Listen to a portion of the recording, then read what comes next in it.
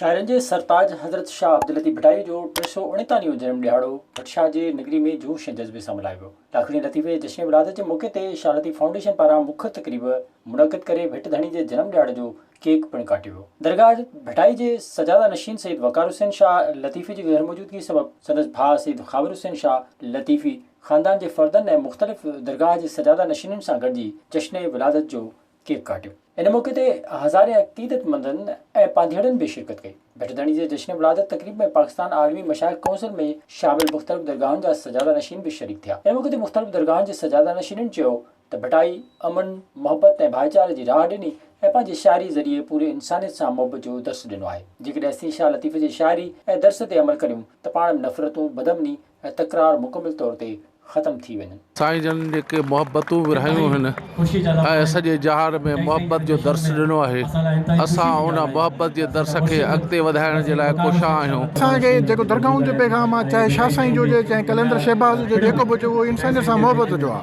अॼोको ॾींहुं असां लाइ कंहिं ईद खां घटि कोन्हे त मुर्शिद लतीफ़ सरकार रहबर जहिड़ी हस्ती जो असांखे अॼोके ॾींहं ते बज़ाहिर ज़हूर थियो आहे, उहे मिलिया असांखे असांजी रहनुमाई करण लाइ। पांधेड़नि खे असांजी इहा गुज़ारिश आहे त उहो बि पंहिंजो लतीफ़ जी वाट इस्तेमालु कनि, लतीफ़ जेको फ़लसफ़ो आहे उहो अमाइनि ऐं उन जी मिशन ते हलनि जेको लतीफ़ साईं जो अक़ीदो आहे। लतीफ़ साईं ॾिठो वञे त हिकु अमन जो सफ़ीर आहे। पूरी वर्ल्ड में लतीफ़ साईं जे मुख़्तलिफ़ तालीम एजुकेशन जे ज़रिए लतीफ़ साईं जे म्यूज़िक ते लतीफ़ साईं जे पोइट्री ते PhD कयूं वञनि थियूं, छो जो लतीफ़ साईं जो हिन पूरी वर्ल्ड में हिकु अहम रोल अदा कयो आहे। आलम जो जेको पैगाम न कुल इंसानियत जो, न सिर्फ़ु पाकिस्तान पर सॼी दुनिया जे लाइ पैगाम आहे।